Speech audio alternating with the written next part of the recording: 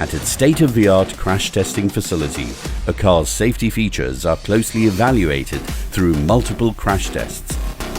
The dummies used for these tests are carefully calibrated to replicate the impact on actual human beings. 3, 2, 1, start.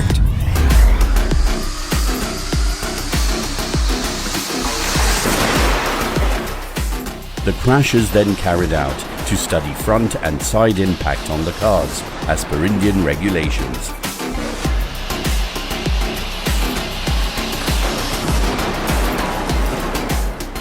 Maruti Suzuki cars combine a safe zone for protecting the passenger compartment and a crushable zone for absorbing impact called the crumple zone.